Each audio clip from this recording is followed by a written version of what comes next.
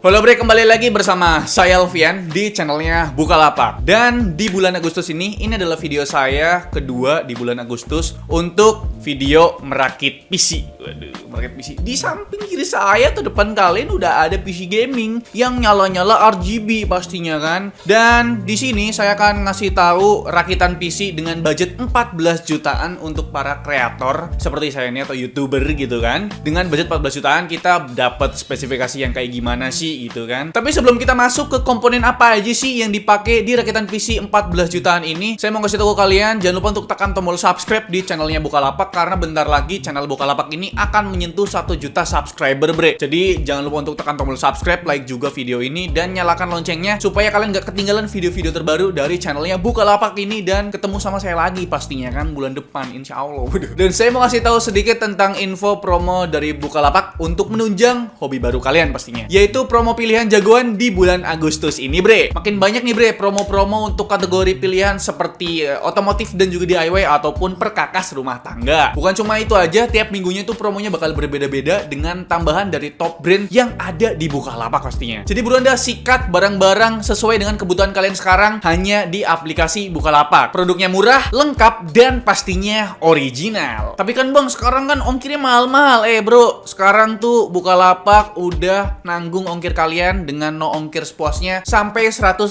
kali. Jadi nggak usah khawatir namanya ongkir. Udah ditanggung sama Bukalapak tuh. Nah, cara pakai vouchernya kayak gini dah. Pertama, download dulu aplikasi Bukalapak di iOS ataupun di Android. Tap voucherku. Nah, di situ kalian bisa lihat voucher-vouchernya bre. Klik pakai, lalu pilih barang yang mau dibeli atau langsung aja ke chart. Pilih vouchernya dan klik pakai voucher. Terakhir, tinggal check out deh belanjaannya. Gampang kan bre cara pakai vouchernya? Ya udah langsung aja kalian pakai voucher-voucher yang tersedia di aplikasi Bukalapak. Semua linknya ada di deskripsi ya bre. Dan sebelum kita mulai jangan lupa untuk tekan tombol subscribe yang warna merah kalau misalnya kalian belum subscribe channelnya Bukalapak karena bentar lagi 1 juta subscriber bre. Oke bre, kita langsung masuk aja komponen-komponen apa aja yang dipakai di rakitan PC 14 jutaan ini. Pertama untuk prosesor. Depan saya ini udah ada box prosesor warna biru. Berarti kita pakai prosesor dari Intel pastinya. Di sini saya menggunakan prosesor dari Intel itu Intel Core i5 11600KF dengan harga 4.180.000. Kenapa milih yang seri KF bang? Karena seri K-nya mahal, beda 5.000 lumayan gitu kan buat nambah-nambah komponen lainnya bre. Selanjutnya untuk motherboardnya, karena kita pakai Intel, mobonya juga Intel juga. Nah di sini saya milih yang murah-murah aja tapi bisa overclock tuh. Fitur-fiturnya ada pastinya kan. Yaitu motherboard dari ASRock B560M yang Pro 4. Soket LGA 1200 dan dia udah support generasi 11 dan support PCIe Gen 4 supaya makin kenceng dan makin ngebut lah pastinya kan. Dengan harga yang cukup terjangkau di harga Rp1.557.000. Selanjutnya untuk RAM. Memang di sini saya menggunakan RAM dari Team Group yaitu T-Force Extreme RGB. Tapi karena memang harganya 2.200-an lebih gitu kan. Jadi di sini saya sarankan adiknya yaitu Team Group Delta TUF RGB. Sama juga kapasitasnya 2x8GB DDR4 3200 MHz sama ada RGB-RGB-nya juga dengan harga lebih murah sejuta yaitu Rp1.425.000. Gokil nah tuh. Selanjutnya untuk VGA card. Oke, kalian tahu sendiri sekarang nyari VGA itu susah banget, udah kayaknya riodoh gitu kan. Semuanya serba mahal, serba langka. Jadi di sini memang kita menggunakan VGA yang ada aja dah gitu. Nanti kalau kalian udah berduit, udah ada duit lebih, kalian beli VGA yang lebih proper. Oke, sebenarnya ini juga masih oke-oke aja lah untuk performanya. Di sini saya menggunakan VGA card dari Sapphire Radeon RX 460 dengan VRAM 4GB 128-bit DDR5. Ya memang ini bukan VGA yang terbaik untuk prosesornya alias kurang cocok, tapi ya sekarang nyari VGA susah banget pak. Jadi udahlah pakai yang ada aja dengan harga di sini saya ngambil termahalnya di harga Rp2.900.000 bre. Selanjutnya untuk penyimpanan atau storage. Di sini saya cuma pakai satu single storage yaitu SSD dari Team Group yaitu Team Group MP34 berkapasitas 512GB dengan harga yang cukup terjangkau di harga Rp1.180.000. Nanti kalau misalkan kalian mau upgrade ke hard disk atau ke SSD lagi lebih gampang. Makanya di sini saya pakai SSD NVMe pastinya dengan harga yang tadi udah saya sebutkan ini cukup terjangkau nih. Next untuk power supply-nya untuk menunjang prosesor Intel Core i5 yang udah bisa overclock dengan VGA card-nya juga RX 460. PSU-nya di sini saya menggunakan PSU dari Aerocool itu Aerocool Kecas Plus dengan kapasitas 650W 80 plus gold punya. Gokil, gold punya nih dengan harga yang cukup terjangkau di Rp1.075.000. Dan untuk casingnya dari Aerocool Aerocool juga, yaitu Aerocool Cronus by Thunder X3 ARGB. Kalian bisa lihat nyala-nyala di mana-mana, ngebling-ngebling gitu kan, nemenin hari-hari yang gelap kalian itu. Dengan harga Rp1.055.000. Next, yang terakhir ini adalah CPU cooler. Pakai Aerocool juga, bre. Jadi untuk power supply, casing, dan CPU cooler pakai dari Aerocool, yaitu Aerocool Mirage L240 ARGB. Jadi udah RGB semua tuh, PSU-nya RGB, casingnya RGB, air coolernya RGB juga, atau CPU coolernya RGB dengan harga Rp989.000. Gokil nggak tuh? Buat ngademin prosesornya ini, bre, karena bisa di overclock gitu kan. Jadi total keseluruhan merakit PC 14 jutaan ini adalah Rp14.361.000. Ya, ini memang di luar budget Kerehore gitu kan, tapi pasar dari PC ini adalah untuk para kreator gitu kan, karena prosesor udah 6 core 12 thread. Tapi memang VGA cardnya kalian perlu ganti nanti. Kalau misalkan kalian punya budget 5-6 juta, ya saran dari saya ambil 1650 Super. Lumayan lah ya, itu udah lumayan banget. Oke, jadi udah saya kasih tahu komponen apa yang dipakai, terus total keseluruhan merakit PC di rakitan PC 14 jutaan ini. Sekarang saya akan kasih tahu untuk performanya. Nah, di sini performanya pertama untuk prosesornya. Di sini saya nggak ada overclock sama sekali, alias ya out of the box performance dari Core i5 11600KF ya. Kalau kalian mau naik performanya ya tinggal di overclock. Tapi di sini saya out of the box aja. Skor dari Cinebench R15 adalah 1720 skor Cinebench untuk multicore-nya. Untuk single core-nya ada di 236. The best nih. Single core Intel kuat banget, bre. Next, untuk pengetesan VGA card-nya. Untuk Radeon RX 460 ini bisa kita overclock. Ya sebenarnya hampir semua VGA card bisa di overclock. Di sini saya menggunakan software dari MSI Afterburner, kalian bisa download ya kan. Setelah di-download kalian cukup naikkan core clock-nya dari 1216 menjadi 1320. Di sini saya naikin dikit aja biar ya performanya naik juga gitu kan. Sedangkan untuk memory clock-nya kalian naikkan dari 1750 mentok sampai 2000, alias naikin 250 MHz memory clock. Udah, itu doang cara overclock VGA. Gampang banget, nggak perlu repot, bre. Jadi, setelah VGA card-nya kita overclock, speed bandwidth-nya dari yang sebelumnya 112 GB per second naik jadi 128 GB per second. Ini kita ringan aja overclock-nya, bre. Jadi kalau misalkan kita lihat di sini untuk speed bandwidth-nya itu naik menjadi 14%. 14% itu udah cukup banyak untuk kelas VGA lama ini, bre. Oke, jadi di sini setelah saya tes menggunakan software 3D Mark, Time Spy dan juga Firestrike Extreme, kalian bisa lihat untuk kenaikan performance-nya 8%. Lumayan loh, 8% kita cuma naikin memory clock dan juga GPU clock-nya, bre. Gokil nggak tuh 8%? Udah bagus banget dah. Dan di sini saya udah nyiapkan 6 game untuk mengetes PC seharga 14 jutaan ini. Emang gamenya apa aja? Ada GTA 5, Far Cry 5, Apex Legends, Genshin Impact, terus ada game lainnya juga. Jadi nggak usah lama-lama, langsung aja kalian lihat untuk pengetesan atau performance dari PC seharga 14 jutaan ini, bre. Once upon a time we were both happy.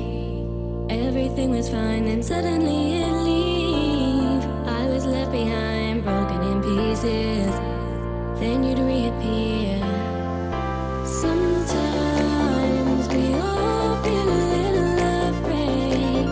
We don't put our emotions on display. But I've gotta be strong. I don't wanna know if you feel it too. Your chances are gone. And I don't need you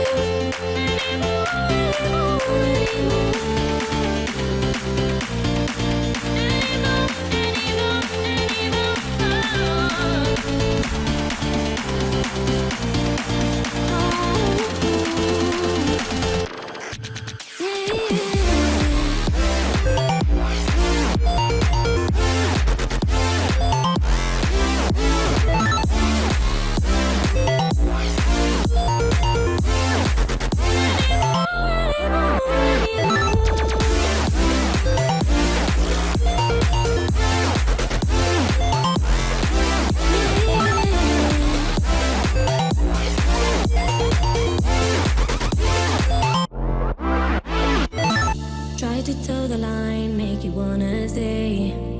Asking myself why you keep going away. Don't want more goodbyes, so I've gotta say that although I've tried, sometimes we all feel a little unsure. We don't really know what we're here for, but I've got to move on.